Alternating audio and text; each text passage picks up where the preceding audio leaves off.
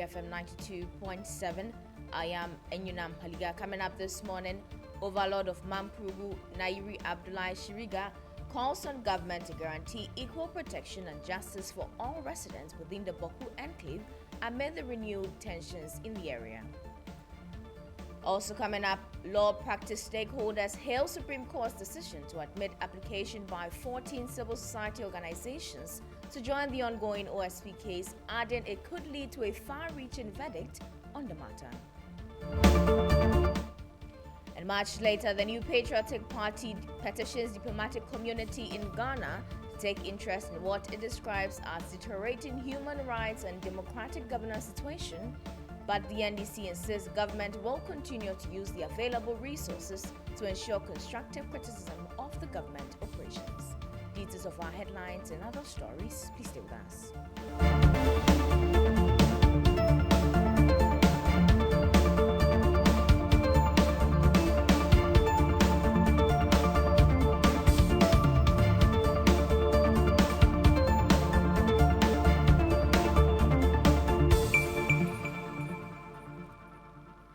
Thank you for joining us this morning. We're going to start off with from Boku, where the overlord of the Mampurugu, the Nairi, His Royal Majesty Tegnama Na Bahagu Mahami Abdullahi Shiriga, is calling on government to guarantee equal protection and justice for all residents within the Boku enclave amid renewed tensions in the area. The Boku conflict, rooted in long-standing chieftaincy dispute, has in recent years escalated into recurring violent clashes amid economic activity, education, and healthcare delivery in parts of the Upper East region. Authorities have reported repeated imposed curfews and heightened security presence in the attempts to contain the unrest. Now, speaking at an event, the Nairi stressed that the need for fairness, impartiality, and respect for the rule of law in handling the conflict, which has claimed several lives and displaced many residents over the years. A deeply worried pattern has emerged, one characterized by arbitrary arrests, abductions, and lawful detentions, torture. Ghana belongs to all its citizens, and no individual should under any circumstance be forcibly displaced, exiled, and removed from his ancestral home in the pursuit of political expediency. Successive Nairis have consistently exercised restraint and wisdom to prevent the Boku conflict from degenerating into a broader ethnic confrontation. This improvement cannot be achieved through coercion, intimidation, selective justice, or the imposition of outcomes that lack legitimacy and consensus. Some legal stories now, as the Supreme Court has admitted an application by 14 civil society organizations to join the ongoing case challenging the constitutionality of the Office of the Special Prosecutor. The substantive case filed by private citizen Noah Adamte questions whether some powers exercised by the Office of the Special Prosecutor are consistent with the provisions of the 1992 Constitution. The civil society organizations seeking to join the case including Ghana Center for Democratic Development, Transparency International, Imani Africa, One Ghana Movement, Africa Center for Energy Policy, Star Ghana, Odikro, and Parliamentary Network Africa. Now, counsel for the applicant, led by Kizito Bayu, in moving the motion for leave to file processes and to be joined to the suit, argue that the civil society organizations played instrumental roles in the establishment of the OSP and can therefore assist the court in determining issues raised in the suit. Legal practitioner Justice Abdullahi, hailing the decision by the Supreme Court, says this could lead to a far-reaching verdict on the matter. Let's take a listen.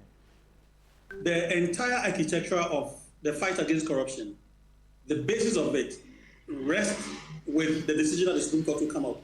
Remember, we measure this against the existing legal framework in the fight against corruption. And if you look at this, you may have to consider the institutions such as the SRAJ and YOCO, among other institutions that have been set, either statutory or constitutional, that have been set up to fight corruption.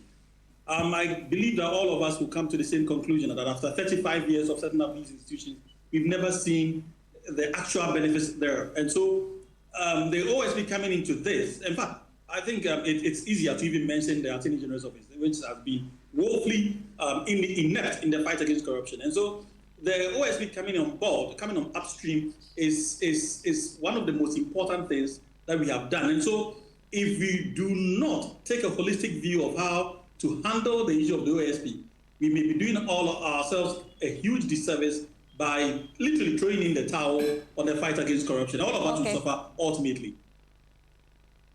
That was private legal practitioner Justice Abdullahi there. Now to some political stories, as the Deputy Director of Elections and IT for the National Democratic Congress, Rashid Tanko Computer, says government will continue to use available resources to ensure constructive criticism of government operation. Speaking in an interview on Hot Edition of 3FM, he stressed that while democracy allows citizens and opposition figures to scrutinize government policies, disrespectful or abusive language undermines democratic rules and values and national cohesion. Of this country, we have the Constitution. The Constitution is very clear. And no part of the Constitution, as we speak now, has been violated. Even if we go and read chapter 5 of this in Article 12.1 of chapter 5, which talks about fundamental human rights and freedom. You tell me, whose freedom or whose human right has been violated here? The very court that is supposed to uphold the human rights and then the freedoms that we are all enjoying, they are attacking the court. Right. They are attacking the court. They've used it today. The court has been turned to their punching bag. The judiciary, that's what they are doing. Yeah, but they are accusing you of same. So lawless people will not enjoy the freedom you and I enjoy. Yes, but you cannot be lawless and expect to enjoy freedom. Now, his comments come on the back of a petition by the opposition New Patriotic Party to the diplomatic community in Ghana to take interest in what it describes as a deteriorating human rights and democratic governance in the country.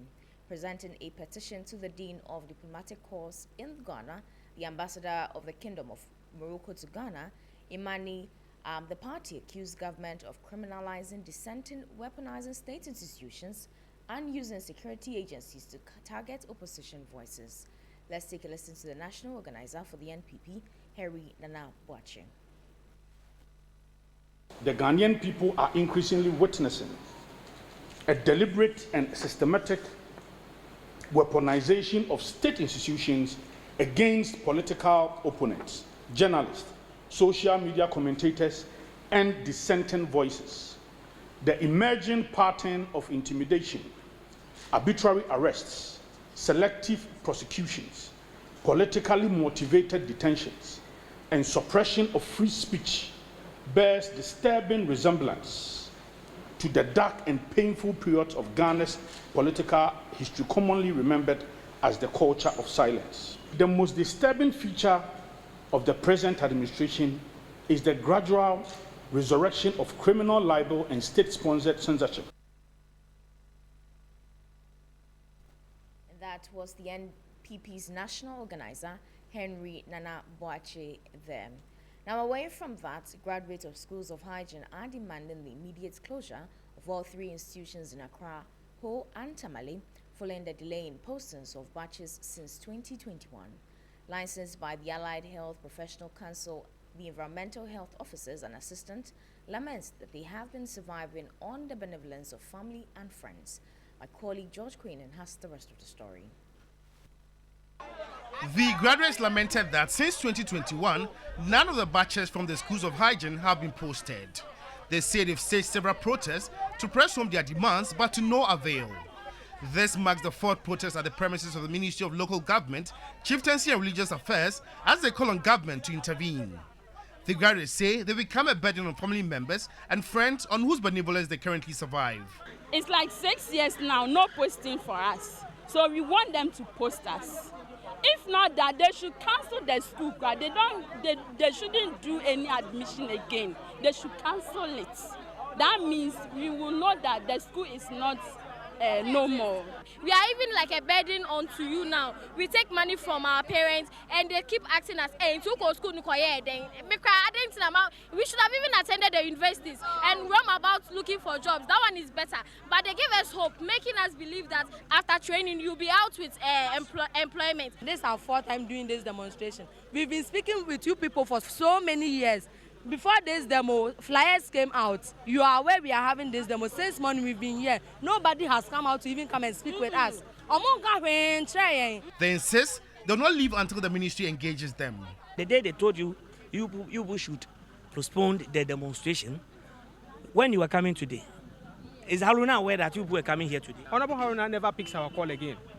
Honorable Haruna never picks our call again. He gave his number to the General Secretary to be calling him, but till date, he has never picked the General Secretary's call again.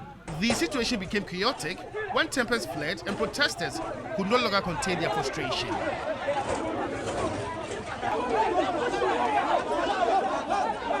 At a time when government is championing sanitation initiatives, the graduates of the schools of hygiene say their deployment would be critical to achieving its vision for the sector.